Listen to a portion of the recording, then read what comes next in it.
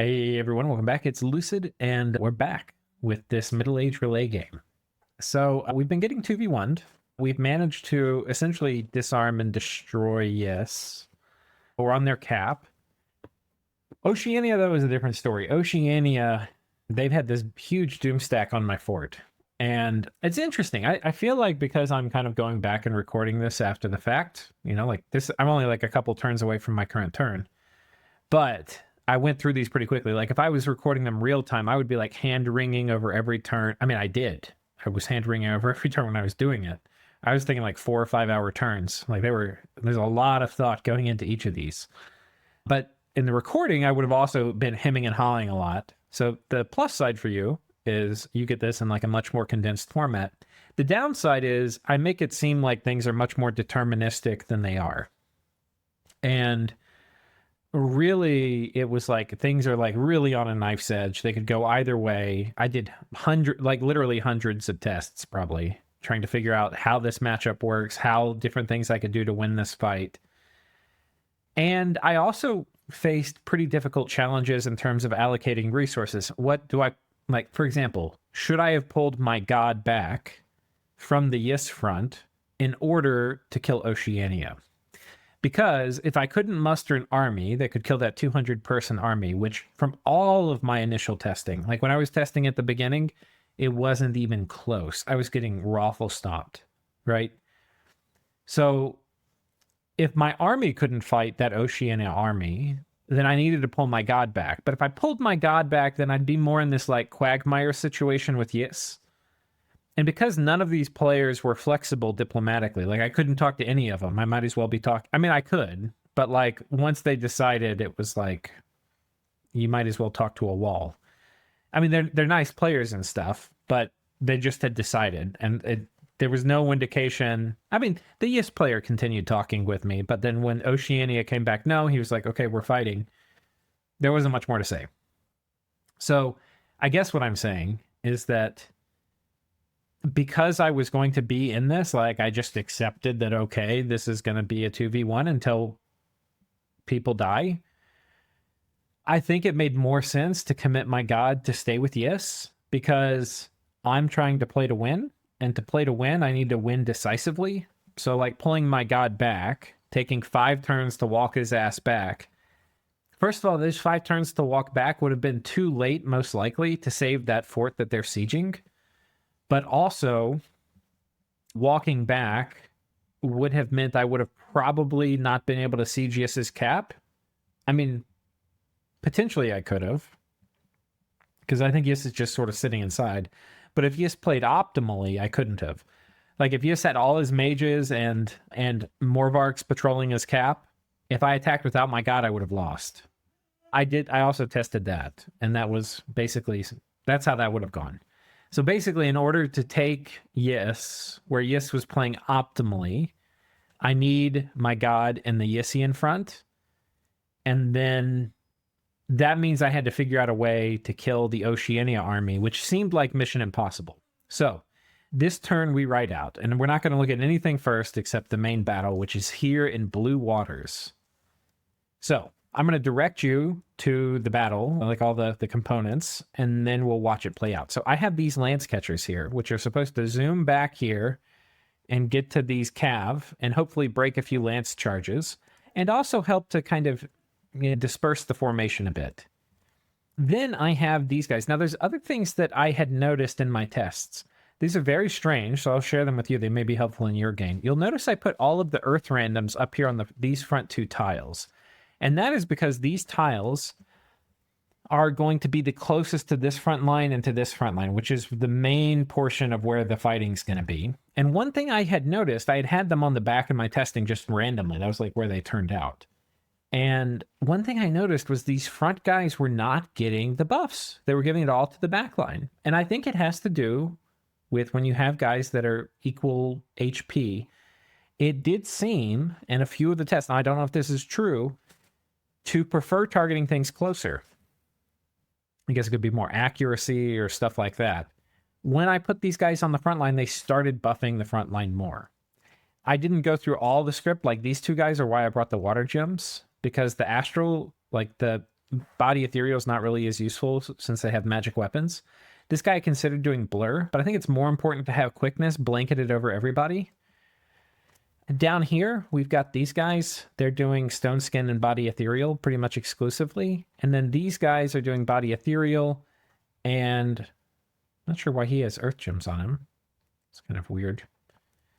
And then this guy's doing this guy's doing bark skin. And then these guys here are doing body ethereal and quickness. So this is basically the plan. I had these guys on fire cav. I tried bodyguard and other things didn't work as well. My thinking with bodyguard was that if I put them on bodyguard, they won't do the mind blast attack. Which at first you're like, oh no, why would you do that? You want to do the mind blast attack. I actually don't. Ideally, I would have them just stand still for 5 turns and not do mind blast because they're going to waste a lot of fatigue doing mind blast. And I would rather they have that for fighting. And these guys have enough MR, it's not actually going to do that much. I don't think. The problem with Guard Commander is they're only squads of 5 and they tend to rout. The biggest problem with Guard Commander is they're all shuffling around. It's not like they stick in a static tile. And the problem with that is that as they shuffle around, you'll end up like where one guy in the tile has stone skin and the other guy doesn't. And so it's very hard to find tiles where you can buff both guys with the same thing. So it ends up making the buffing far less efficient. So that is the main reason and it didn't work in the test very well. So that's the main reason here. Now on Oceania's side, they have this big line of Myrmidians with some chaff out front. I think this is probably a mistake. You should probably put it behind. And then I think this is a mistake too, putting these guys here mixed in with this blob. I think you probably want the cav in front. So they, like, as much as possible, you want these cav to just pour through quickly. Oh, I hit the stop recording key as I sneezed. So I tried to hit pause. But yeah, so you want these guys to pour through quickly. And in pouring through quickly as a single blob, not as like a line, they'll make better contact and be more likely to like blow up my front line. So these things are kind of good for me. Now he does have a few mages, and we're going to look at these mages here. So here are the mages. He's got all these guys with a water gem. And you can tell they're probably going to be doing like water power and then summon a baby water elemental or something. He's got this guy's a gem mule. He's got this siren with some glamour gems. We can see what she does. So we'll look at our side first. And I'm going to talk through as we're doing the buffs. And then we're going to watch the other side talk through. And then we're going to watch the whole battle without me talking. Okay. You see a bunch of stone skins starting to go off. And if you look carefully, you can tell where the stone skins hit. Like this got hit by stone skin. I think this did no, maybe that one didn't. This one did. So we're getting a lot of stone skins here on the front. Quickness is going out too. You can see the quickness of these little blue things. So like this guy got quickness put on him. These guys got quickness put on them. These guys just got, oh no, that must have been body ethereal. This was the stone skin, so these guys just got stone skin. I'm looking for the little buff effect.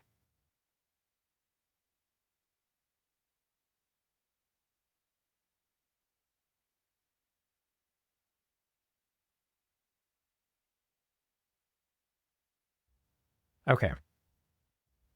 But we're about done. They've done School of Sharks. And these little small sharks coming in.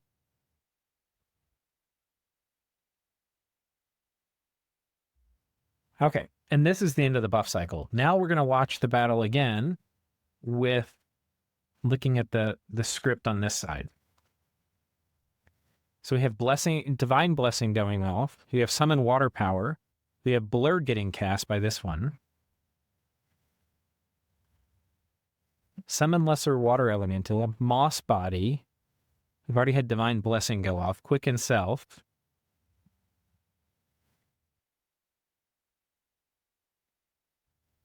Okay, so now these guys have made contact.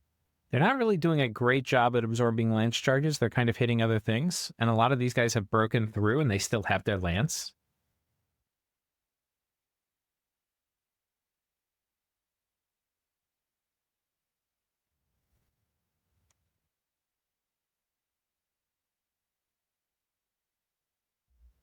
Now, the good thing is they're coming in as like a string of units.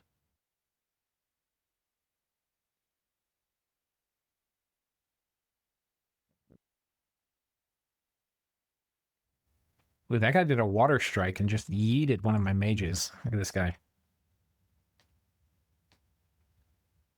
26 points of damage. Wow. That water strike, I think, killed 2 mages in this tile.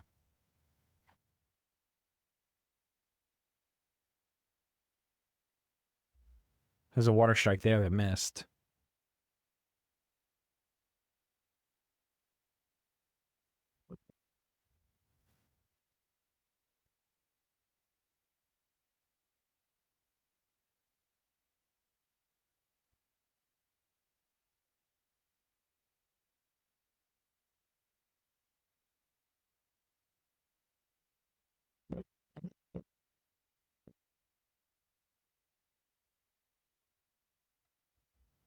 Take a moment here and pause and look at our front line.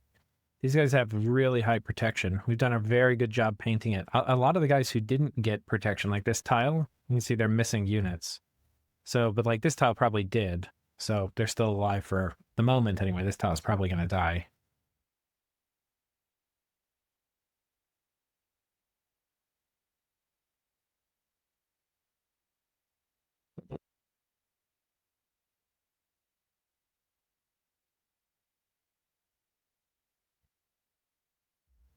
You can see my mages are starting to cast a Gift of Cheated Fate. That's pretty nice as well.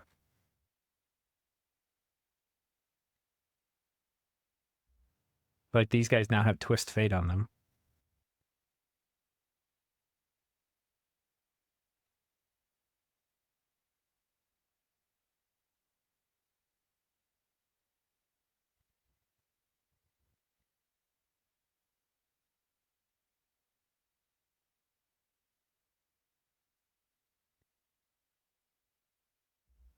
One of these guys here is poisoned.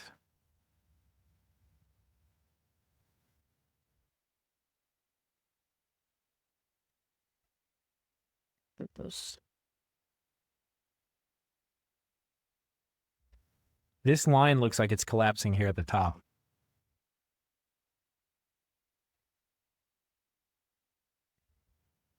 Take another pause and look. I got hit by some false damage here. Yeah, these guys are holding pretty well, though their fatigue is getting really high. They're really close to 100.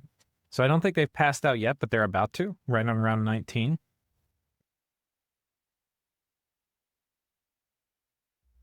So at this point, we really want them to rout because there's going to be a lot of armor defeating hits.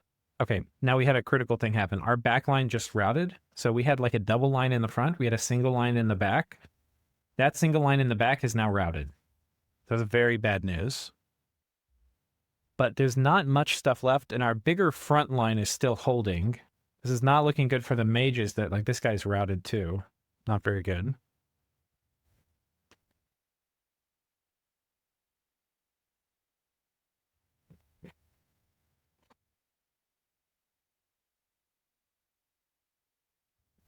There we go, boys. Oceania fucked with the wrong person.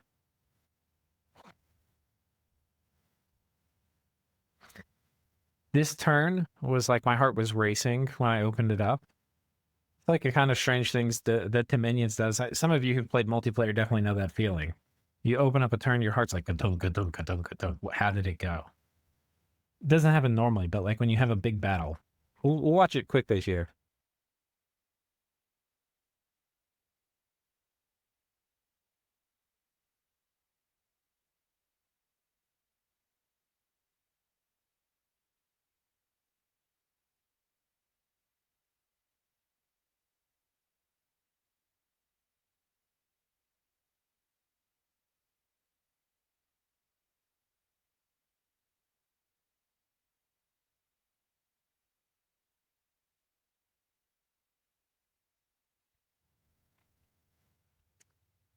Hostile Dominion. This was a major factor in this fight too.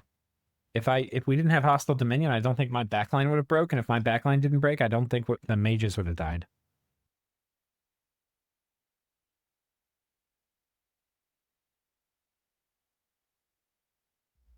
So that was how it went. Let's look at the Butcher's Ledger. We lost 4 slave mages, 2 star children, 14 illithids, and 20 slave guardians. In total, we lost about 2,000 gold worth of stuff. He lost 55 Ephori, 34 Myrmidians. Though some also probably died in the retreat, but a lot of the Myrmidians survived, and then all the trash. When you add everything up, he lost about 4,000 gold.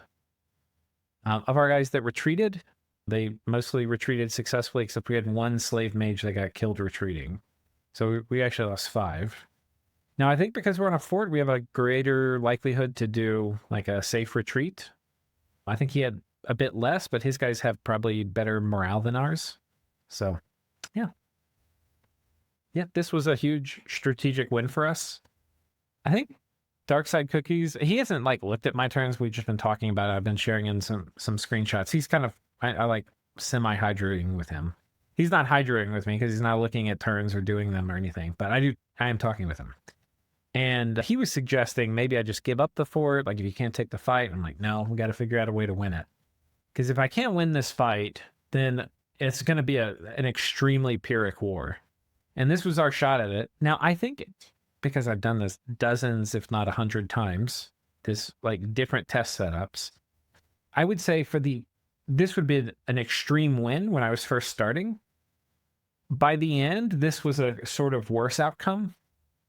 The worst outcome is if I lost, and that would happen probably like 10% of the time. And a lot of it had to do with bad morale checks. And it was more than that for a while at the end, but it was like really fine-tuning exactly how many guys and realizing if I had a few too many illithids, then enough would get killed because they didn't have the buffs on them and they would rout the rest. So it was in kind of realizing all of that I got this down to a pretty good formula where I didn't end up, dying a ton. And the total extreme loss was probably 10% or less. This would have been probably like losing this many mages is a pretty bad outcome. This is like a standard amount of troops to lose, but the mages was pretty high. So it's definitely a setback, but it was a huge W for us strategically. Like it's going to slow us down having lost these mages. Like I wished it went a little cleaner. And we probably had like a 50% chance to only lose 1 or 2 mages. So this was pretty bad in terms of that. But I'm still happy that we didn't get the extreme 10% outcome where our army dies. Because if our army died, then basically I would have to spot, research, teleport, and then send my god back. Which we don't really want. Our little squad went on land. Our floating mind went here. And we get a glimpse into the Oceania mind. They moved some people from their capital here, and they moved other people from their capital here. They were probably thinking, hey, we're going to take this. It's going to be easy. And then we're going to like come up here and pressure them into yes.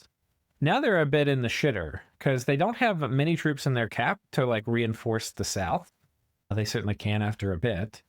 And we potentially can consolidate everything we have into this province. I'm thinking this is such an obvious move for me to do, to take these guys and these guys and these guys and all the mages and go here. I'm thinking this is such an obvious move, I don't want to do it. So instead we're going to ping this, and we're going to just do some very kind of low-risk expansion. This will kill, like if he kept these guys here, like let's say he just gave up on the game, basically, and just hit in turn. This would be enough to, I think, clean up whatever he's got here. But if he consolidates this army and this army here, or does this army in a PD dump, it's possible he would kill this.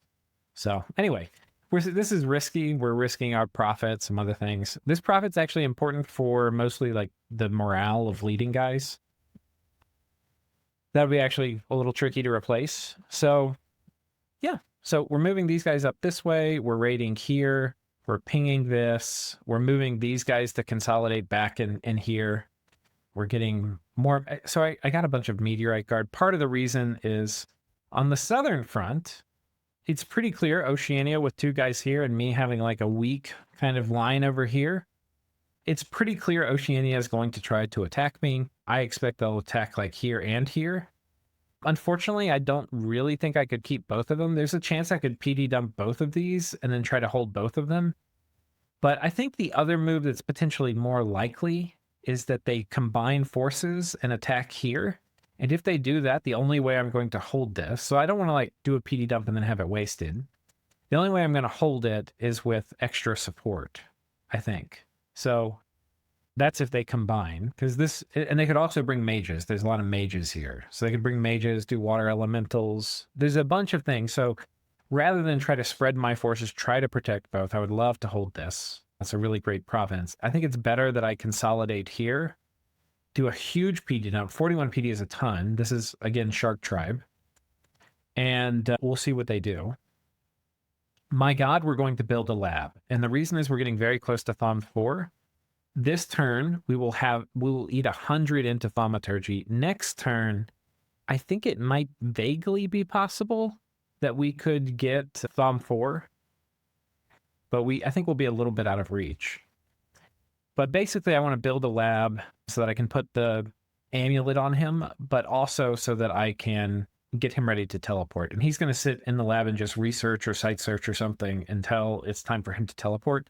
Because what I want to do, I'll tell you my overarching plan, is I want to apply enough pressure to make him split up forces. Then I want to move out a Doomstack and get him to make a Doomstack. And when he makes a Doomstack, I want to jump on it with my God. I don't want to fight his Doomstack again with my army like we did here.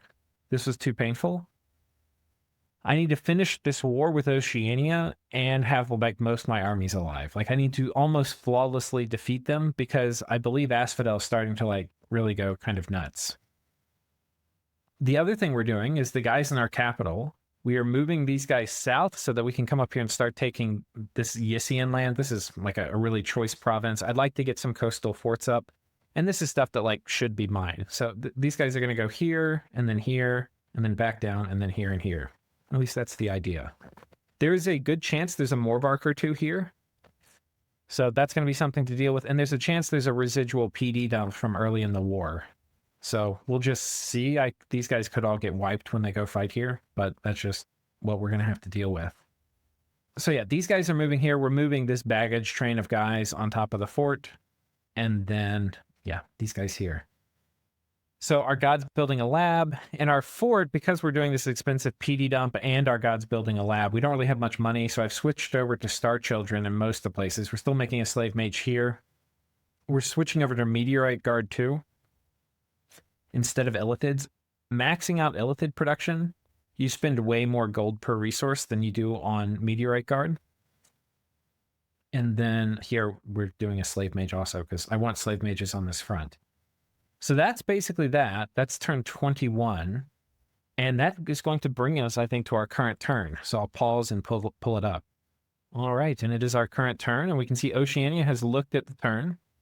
They have seen their fate. Oh no, this is the current turn. Sorry. But they haven't finished it. So of course they obviously saw the previous turn because that was the previous turn. So this is our new turn.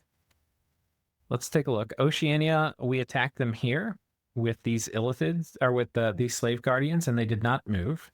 I pinged this thinking they would maybe do a PD dump. This actually is a great type of thing to PD dump. This is a really good province type for that. So there's a chance they do it this turn.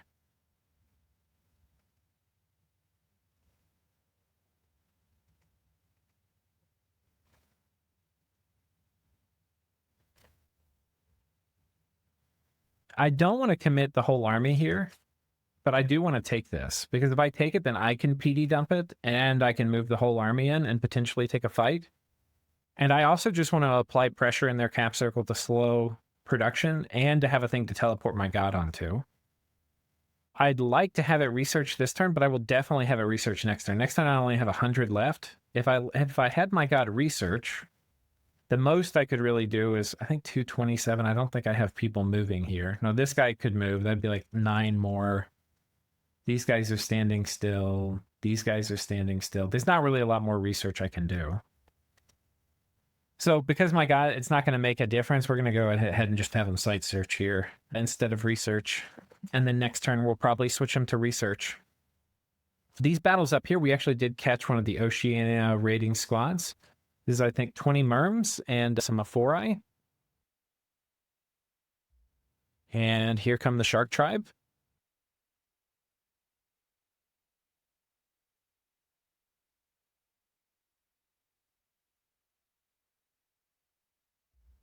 And then my meteorite guard are coming through, killing everything. Very nice. So just like that, 2 of 4 I escape. They did raid up here with a similar squad, a bit fewer guys, and took it no problem. So here's the thing. This is going to be kind of annoying to deal with these guys, because they could attack here or here.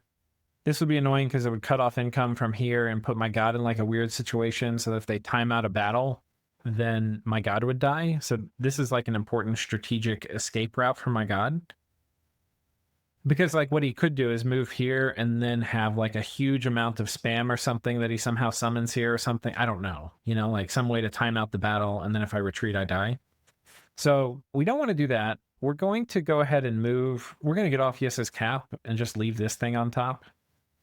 If I had a commander or scout or something, I'd like to move them in. I could move this guy on top of the cap, but I think I instead want to pop this fort, because I think with this guy combined with this guy, I think with that, we'll have a pretty good shot at popping the fort. We're going to have 160 siege strength. There's 200 wall defense. I think we had 70 on top of it last turn. We'll be close. It could be that these two guys would be the difference. Like an extra 4 or 5 siege strength could totally be the difference between popping it. If they do send these guys here, like if they send everything they have back here, then I probably need these guys to stay. Yeah. So basically, we're going to be relying on him raiding. We need to kill these raiders. It is going to be, if a Yis somehow knows I'm doing this and pulls out, that's going to be really annoying as well. Let me think too. I think the other thing, so we're going to go up, we'll talk research here too. We have Alt 4, Enchantment 2, Thom 3. We're about to have Thom 4. This also opens up some nice things, like for Glamour, we have Luck, which is pretty nice. And then, yeah. For Thom 4, we're going to get different site searching spells. We're going to get Touch of Madness, which actually could be pretty useful in a pinch. And Ferocity, I think these are the... Teleport's, of course, the main reason we're going here. Paralyze is also potentially useful for our god. Like if they're sending counter thugs, we might paralyze them. So we've put this... Let me show you the difference between putting this on and off. The 28 AP and 18 AN compared to 13. And an enemy dominion where we have lower strength, it's going to be a much bigger deal. So, yeah. We're site searching here. Let's think what else. Really, we want to catch these guys. If they move here, we're going to be really in good shape. The other move they might make is they might move here to try to knock our Lobo Guard off the fort. So we need to make sure we have enough stuff to kill them. So I've got these guys, which will hopefully do most of the killing, backed up by 3 Illithids shooting, which is not nothing, and a pile of Lobo Guard. So I probably also can split these up. I think we're going to split them up on 2 squads. I think we're going to have attack closest. And I think we're going to have attack rear. And the attack rear is actually to prevent a flank more than the other thing. So these guys are on attack closest. These guys are on attack rear. Attack closest. It should be attack rear. Okay. Something like this, I think. So if they move here, we've got a pretty good chance to kill them. And then hopefully next turn, these guys can storm this fort. I don't think there's much inside. I think Body Ethereal Meteorite Guard will win the day.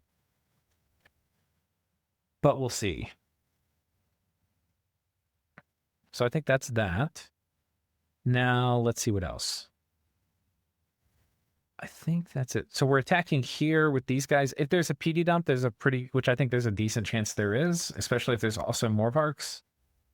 Decent chance we lose a ton of gold worth of stuff. This is kind of too expensive to lose. In some ways, I should be sending a mage with it just to be safe. Like one little Star Child or something I could have pulled out. It's too late now, but maybe when we come up here, we'll do it. So that'll be good. I think the other moves, like continuing to raid deeply here, I want to be pretty cautious about because I think they're pretty predictable. This move, the only time he would do this is if he's really all-inning. Like, he would have to be gathering everything to come back down. I kind of just don't really see him doing that yet. I think he's going to bide his time, try to get a bit more stuff. So we'll just see. But, like, these guys are the people that moved from here to here. I think this fort just came up. He's starting to get Myrmidians, but yeah. So I think that's it for this turn. I don't think there's too much more to do. But potentially, if we get this, and then we come down here and we take these two, that's going to be great for us. I think Iru's over here. They were getting beaten up by Yes, but now they're getting beaten up by somebody else.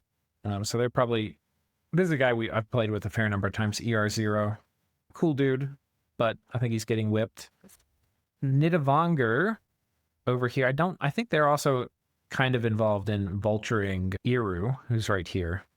But yeah, it's starting to be a really small, sad world for Oceania, which of course makes us quite happy. But I think there's a pretty good chance we suffer some reversals here. And there's a good chance we suffer a reversal here. I don't know if sending this slave mage might be a bit much. Maybe I pull the slave mage down. Because I think this guy with body ethereal... Is that enough? I really don't want to lose another slave mage.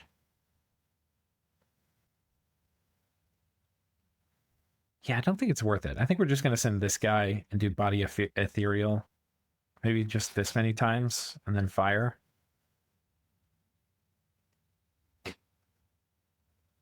So that'll be the plan. There's a chance that we just bounce off this too, because these guys are pretty good. They've got, well, they have pretty good defense. These guys are good. They have high protection. We'll see. If he PD dumps it, we'll lose this, I think. Anyway, we'll just see what happens. And I think that's it. I think we're going to go ahead and call it here. I'll hit end turn, and we'll see what the next turn brings.